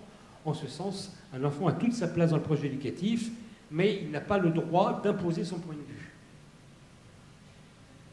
Les parents ont le droit d'imposer leur point de vue parce qu'ils ont une responsabilité, et cette responsabilité est ce qui fait que leur autorité n'est pas que de l'autoritarisme. Parce que les parents doivent assumer les conséquences, notamment juridiques, d'une décision prise en famille. Donc leur autorité, c'est idéalement, c'est la capacité d'autoriser. Autorité, autoriser, ça s'entend comme ça, pas vrai? Mais pas que d'interdire. Pas que d'interdire, parce que les adultes en situation parentale sont des responsables éducatifs, ils doivent être en mesure d'exercer leur autorité parentale aujourd'hui dans une perspective démocratique. Et dernière chose à ce point de vue, quand la Convention des droits de l'enfant ou le Code civil disent selon son âge et son degré de discernement, ça ne veut pas dire qu'il y a un âge en dessous duquel on pourrait prendre les décisions sans jamais tenir compte du point de vue de l'enfant. Ça veut juste dire que selon l'âge de l'enfant, le domaine de consultation varie. Et que par exemple, si un bébé pleure parce que son biberon est trop chaud, le bébé a le droit de faire reconnaître la pertinence de son point de vue sur le biberon. Déjà parce qu'il est un expert de la température du biberon. Il est le mieux placé pour apprécier cette température. Et donc, dès l'âge du biberon, l'enfant est doté du droit politique de participer aux décisions qui le concernent en matière de crème sur les fesses et de chaleur du biberon. Et de câlins parentaux sans excès non plus. Et aussi de pouvoir échapper aux prescriptions absurdes des médecins qui disent qu'il faut le coucher d'un côté, il faut le coucher de l'autre. Donc l'enfant a déjà des droits politiques de vivre sa vie tranquillement et confortablement, sans ingérence excessive ou violente des adultes dans son univers relationnel précoce. Et puis après, bien sûr, au fur et à mesure que l'enfant grandit, les domaines dans lesquels son avis peut être reconnu comme pertinent s'étendent. Et moi, je dirais, là, j'ai regardé cet après-midi les productions des EPJ, c'est ça? C'est les espaces polyvalents jeunes. Là, on a des jeunes dont la capacité d'expertise sur leur environnement devient non seulement pertinente, non seulement susceptible de constituer un point de vue qui doit être dûment pris en considération eu égard à leur âge et leur degré de discernement, mais même qui mérite à ce stade d'être transféré. Quand des jeunes se positionnent, comme j'ai cru comprendre, mais j'ai envie de voir de plus près, parce que je suis passé trop vite, je suis arrivé trop tard, sur les harcèlements à l'école, sur l'usage des tablettes, sur les relations intergénérationnelles, et je ne sais plus quels étaient les autres thèmes, ce qu'ils produisent là, et ce qu'ils produisent pendant plusieurs mois, accompagnés d'animateurs qui savent faire ça avec eux, qui savent monter des projets dans la durée, sur la profondeur, et sans tricher avec les mots et les choses, c'est ce que produisent là les enfants, les jeunes, ce sont des points de vue qu'il faut prendre en considération, mais même des points de vue qui peuvent être diffusés auprès d'autres jeunes, qui ont une valeur éducative en eux-mêmes. Et là, on renoue avec la conception de la coéducation comme l'éducation entre les jeunes eux-mêmes, aussi quelque chose qu'il ne faut pas négliger. Donc la place pour un enfant dans le projet éducatif, c'est aussi celle-là, c'est d'être un coéducateur potentiel pour d'autres enfants que lui. Voilà, là je suis à l'aise avec cette question. La deuxième, je suis moins à l'aise parce que c'est l'histoire des grandes écoles. Après, que l'éducation globale contribue à une remise en question, c'était quoi? C'était de la suprématie des diplômes. De la suprématie des diplômes. De la suprématie des diplômes et des statuts hiérarchisés des grandes écoles. Hiérarchisant des grandes écoles. Je ne suis pas sûr d'avoir compris. Moi, en tout cas, il n'est pas question de remettre en question les diplômes, ce n'est pas le sujet de mon point de vue. L'éducation globale, c'est juste reconnaître qu'un enfant ne se résume pas à un élève. L'école a tendance à parler d'élève parce que c'est la partie de l'enfant sur laquelle elle est juridiquement compétente. C'est déjà beaucoup. Mais quand l'enfant tout petit a besoin de faire pipi, de faire caca, de faire dodo, l'école est déjà un petit peu en difficulté et elle doit s'appuyer sur les personnels municipaux parce que quelque part, les enseignants ne savent pas faire. Ou quand ils le font, leur ministre, comme M. Darcos, le leur reproche en ricanant. Donc, ce n'est pas confortable pour eux. Si bien que voilà, l'enfant n'est pas qu'un élève et le diplôme, ce n'est pas la réussite, de ce point de vue-là. Donc, l'éducation globale, elle dit ça. Elle dit l'enfant est une personne, et même un sujet, hein, je le disais, un sujet de droit, et par conséquent, parce qu'il n'existe pas que 8 mois par an. L'école, ça dure, je dis, c'est le temps en classe, c'est 9,6% du temps de l'enfant, ou à l'échelle de l'année, c'est 8 mois. On a bien vu le problème que ça posait lorsqu'a été instaurée la possibilité de la pilule du lendemain pour les adolescentes. Ok, c'est très bien que les infirmières scolaires puissent dispenser la pilule du lendemain. Sauf que pendant 4 mois, les collèges et les lycées sont fermés. Qu'est-ce qu'on fait? Qui va dispenser à la place des infirmières scolaires? Donc voilà, prendre en considération la globalité de l'expérience de vie de l'enfant et du jeune, à tous les âges de son enfance et de sa jeunesse, c'est à ça que répond de mon point de vue l'éducation globale. Ce n'est pas une remise en question des diplômes, au contraire. C'est créer des conditions optimales pour que les enfants et les jeunes progressent scolairement au mieux, mais ils peuvent aussi progresser en sculpture, en musique, on en a vu, et on voit que c'est bien parti. Enfin, on les a entendus aussi. Et qui progressent en sport simultanément. Il n'y a pas de contradiction. On peut être un bon handballeur et gagner les diplômes qu'on avait envie de gagner. L'éducation globale n'oppose pas, de ce point de vue, les différentes composantes du parcours éducatif d'un enfant et d'un jeune. Quant au statut, moi je ne sais pas quoi vous dire par rapport à ça. Là vraiment, je n'ai pas compris la question, mais ce que je peux juste vous dire, c'est que quand j'ai fait mon dernier petit bouquin, donc je suis allé voir mon site, je suis allé notamment à La Ciotat. Pourquoi je suis allé à La Ciotat? Parce que là, j'avais repéré qu'il y avait un collège-lycée expérimental Freinet. C'est quoi? C'est un collège public et un lycée public qui se sont organisés, qui ont en leur sein des sections de classe qui sont entièrement animées par des enseignants pratiquant la pédagogie Freinet. Et puis il se trouve qu'en plus, à l'école primaire, à La Ciotat, il y a pas mal d'enseignants qui pratiquent la même pédagogie. Ce qui fait qu'il y a des enfants qui ont pu faire une grande partie de leur parcours dans cette atmosphère pédagogique. Eh bien, en effet, dans la pédagogie Freinet, les statuts, on n'en a pas grand-chose à faire. Ce qu'on dit, c'est que chaque enfant est une richesse et que tous les moments sont des occasions d'apprentissage. C'est l'histoire du coin neuf, le matin quand les enfants arrivent. Ils mettent en commun les petites histoires qui leur sont arrivées, et de ça, l'enseignant fait une richesse pour tous. Le tâtonnement expérimental, on a le droit de se tromper, parce que quand on se trompe, on apprend des choses sur pourquoi on s'est trompé et comment on va procéder autrement, etc., etc.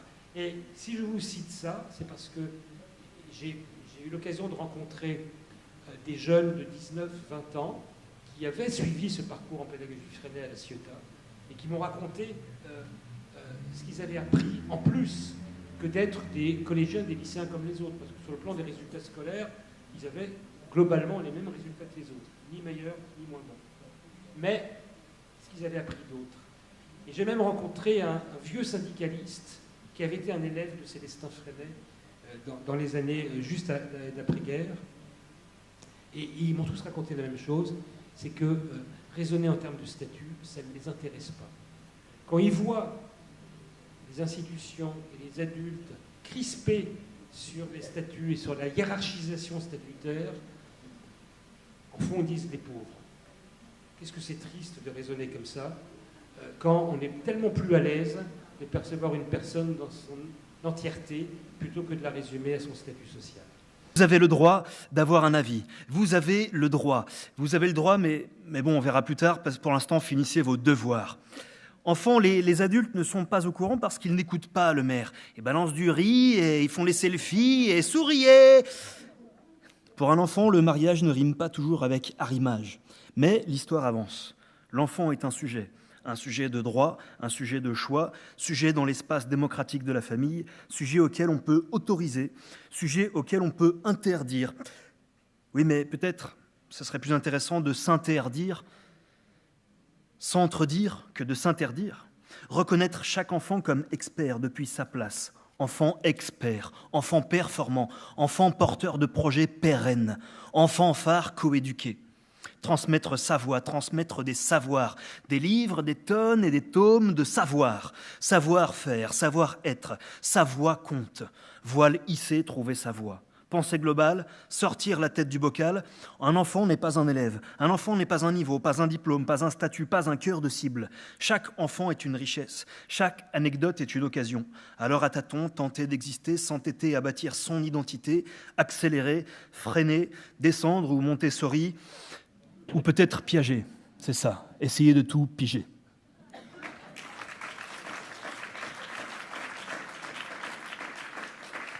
Alors les enjeux pour demain, ce serait prétentieux ou bien redondant de vouloir souligner quelques tendances que j'ai essayé de tracer, parce que à ce stade ça devient subjectif. En même temps, mon expertise c'est celle d'une abeille.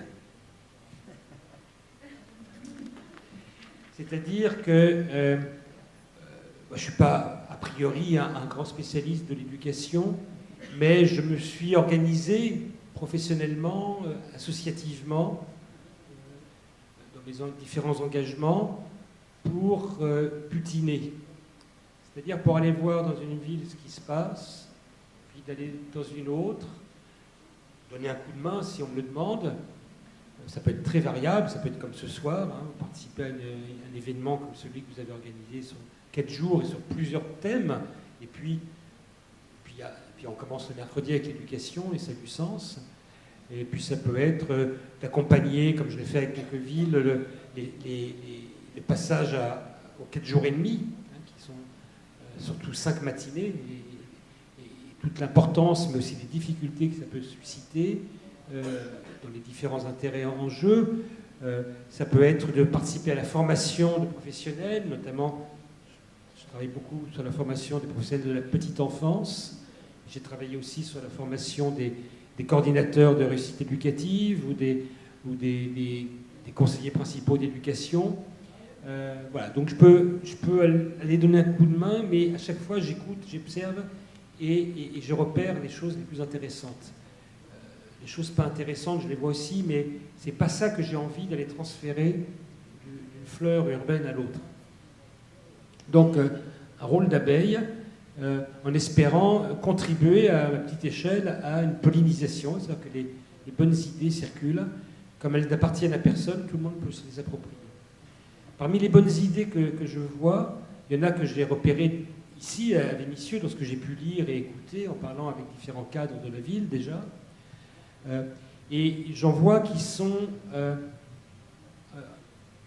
en jachère ou en devenir. Je vois des potentialités de bonnes idées qui feraient certainement des enjeux dès aujourd'hui pour demain. Et j'en cite peut-être 3 pour ne pas être trop long. J'ai un peu évoqué déjà. C'est une politique municipale qui assume totalement son rôle éducatif comme tiers vis-à-vis des parents et de l'éducation nationale, qui l'assume totalement, mais qui l'assume aussi avec deux impératifs, disons, 2 objectifs qui me paraissent importants. C'est un objectif sur la qualité, c'est-à-dire que la formation des animateurs, des ATSEM et des autres professionnels, éventuellement croisés avec d'autres acteurs éducatifs, notamment dans le secteur de la petite enfance et aussi avec les enseignants quand ils le veulent bien, et peut-être les éducateurs spécialisés ou quelques autres selon les sujets.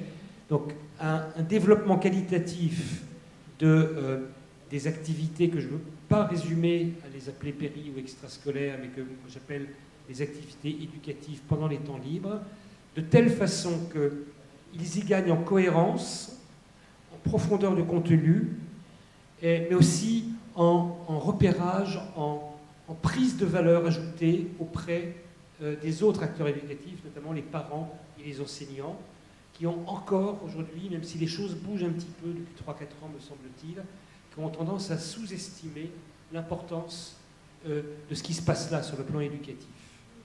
Et dès lors que ces activités sont animées, encadrées par des animateurs compétents et qui assument la spécificité de leur travail, alors ce qui se passe là peut être passionnant. J'évoquais ce que j'ai vu du côté des EPJ, j'ai pas eu le temps de voir ce qui se passe du côté de la petite enfance, Et voilà, il me semble que de 0 à 18 ans, les professionnels qui sont investis sur d'autres champs que strictement familial ou scolaire peuvent contribuer à de fort belles et fort importantes choses et qu'il faudrait le faire reconnaître. Et pour ça, il faut une politique municipale non seulement ambitieuse, mais qui fasse savoir, qui valorise, qui diffuse, qui mette en valeur, comme vous le faites dans des journées comme ici, ce que ça produit. Que tout le monde s'y intéresse, parce que du coup, on ne sera plus dans un dialogue parent-école, on sera dans un trilogue, et cette ouverture-là va ouvrir le jeu aussi, et va créer une démarche qui sera profitable aux enfants, parce que eux, les enfants, ils connaissent les 3 sommets du triangle, ils passent en permanence de l'un à l'autre. Donc ils souhaitent que les sommets soient équilibrés, diversifiés, chacun à sa place, chacun dans son rôle, mais tous d'une valeur reconnue comme telle. Et le deuxième objectif sur cet aspect de l'éducation pendant les temps libres, c'est aussi très important, c'est prévenir et réduire les inégalités. Les inégalités d'accès et les inégalités de contenu aussi. Ces inégalités, elles sont de différentes natures, elles peuvent être sociales, économiques, culturelles, liées au genre. Les activités qu'on propose aux garçons et aux filles ne sont souvent pas les mêmes. Il y a des collectivités locales, je pense des études qui ont été faites sur la communauté urbaine de Bordeaux, on s'est rendu compte que sur 4 € qui étaient dépensés par la communauté urbaine pour les loisirs des adolescents de 12 à 18 ans, 3 € allaient aux loisirs fréquentés par les garçons et 1 € ceux fréquentés par les filles. C'est pas acceptable. Mais d'abord, il faut le mesurer, il faut le reconnaître, et après, il faut agir.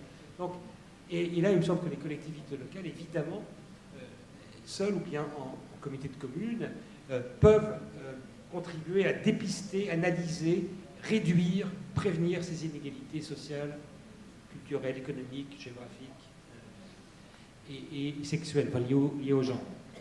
Voilà.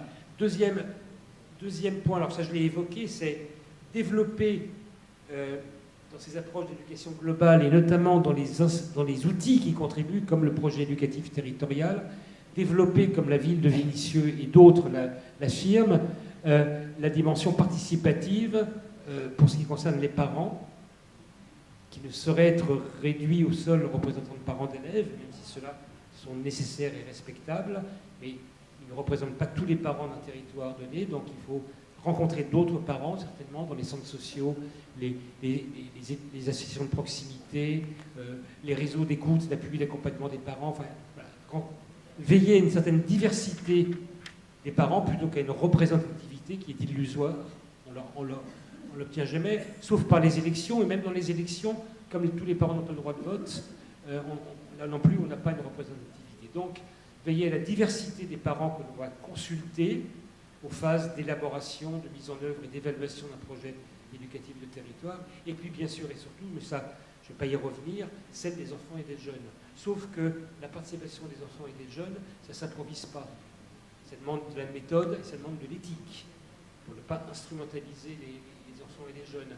Donc ça suppose un travail de fond, voilà. Et c'est bien de l'afficher, et c'est bien de ne pas se précipiter pour dire on l'a fait. Vous donnez 3 ans à Vénissieux, c'est un de vos objectifs pour développer cette participation. 3 ans, c'est pas trop. Parce que là, la précipitation n'est pas garante d'efficacité ni de sincérité. Donc ça, c'est le deuxième axe, la dimension participative. Et puis, ça débouche sur mon troisième axe d'enjeu d'avenir. C'est, au fond, une coéducation ne peut être que démocratique. Sinon, il n'y a pas de coéducation. Mais pour qu'elle soit démocratique, il faut justement peut-être donner à cette démocratie d'autres couleurs que celles de la seule démocratie représentative. La démocratie participative, ce n'est pas juste une autre façon d'être démocratique, c'est une façon d'être démocratique sur un territoire donné. C'est-à-dire de faire jouer la carte de la proximité, parce que c'est dans la proximité qu'on peut identifier toutes les ressources du territoire. C'est là qu'on peut faire du territoire ce que certains appellent un territoire apprenant, parce qu'on va y découvrir des tas de gens. Ça ramène à la toute première question. Est-ce que tout le monde... Est-ce que chacun peut être éducateur? Oui, sauf que beaucoup de gens ne savent pas qu'ils peuvent être éducateurs. J'ai eu l'occasion de travailler en milieu rural, et en particulier, je me rappelle d'avoir pour des comités de communes en Corse. Donc, quand il était question de mettre en place la réforme des rythmes éducatifs et scolaires, j'y tiens, pas que scolaires, eh bien, il a fallu trouver dans les villages des gens qui allaient pouvoir, pendant les 3 heures, faire des propositions intéressantes. Et on s'est rendu compte qu'il y avait des bergers, des poètes, des artisans, qui ne demandaient que ça, que d'accueillir des petits groupes d'enfants et de leur faire découvrir leur savoir-faire, la beauté de la langue, l'intérêt de la transmettre, etc. Alors après, ces engagements bénévoles ou rémunérés sous forme de vacation, peut-être qu'ils ne sont pas très solides, il faut voir comment on voit ça, comment on l'intègre autrement, mais voilà, l'idée était de dire, mais finalement, il y a beaucoup de gens qui peuvent contribuer à un projet éducatif de territoire. Dans tout le territoire, il y a des pistes pour faire émerger des savoirs, des savoir-faire, des savoir-être qui contribuent à ce projet. Et pourquoi je parle de démocratie à ce sujet? Parce que ça suppose de reconnaître l'égalité, alors peut-être pas en statut, mais en rôle et en importance de tous ceux qui y contribuent. Et je maintiens, pour ma part, sans être démagogique, que le gardien d'école, dans les villes qui ont eu la bonne idée de garder des gardiens d'école, le gardien d'école est aussi important dans ses points de vue que le médecin scolaire, même s'il y a 10 ans d'études de différence entre eux. Parce que le gardien d'école, tous les matins, il voit toute la collectivité éducative. Il voit les parents, il voit les enfants, il voit les enseignants, il voit les animateurs, il se voit lui-même en interaction avec eux. Et au fond, il en sait plus sur une école que le médecin scolaire.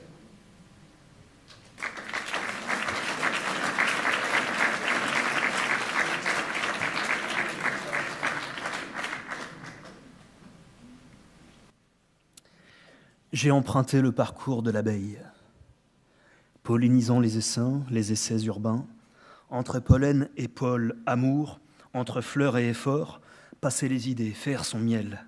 On ne prête qu'aux ruches, comme on dit. Alors, abeille ouvrière, œuvrant pour ne pas laisser vriller les viviers, et s'aimer et semer, est-ce aimer? Assumer son rôle, chacun à sa place, pour faire grandir la ruche, sanctuariser les subventions en gelée royale. On a le droit de dire gelée royale dans une ville de tradition communiste? Alors, trouver la voie royale pour avancer ensemble et se souvenir que la seule noblesse est celle du cœur et bâtir une ruche égalitaire. Pas de roi que des abeilles, pas de reine que des abeilles. Autant de nourriture pour les abeilles demoiselles que pour les abeilles demoiseaux. Veiller à la diversité des abeilles, les couleurs, les formes, les tailles. Imaginer des nouvelles générations en ouvrant la ruche à l'extérieur. Décortiquer la carte, explorer le territoire, faire exploser les capacités du terroir, repérer les massifs porteurs, les groupes humains fleuris, cueillir le nectar de demain. Puisse-t-il être bien ?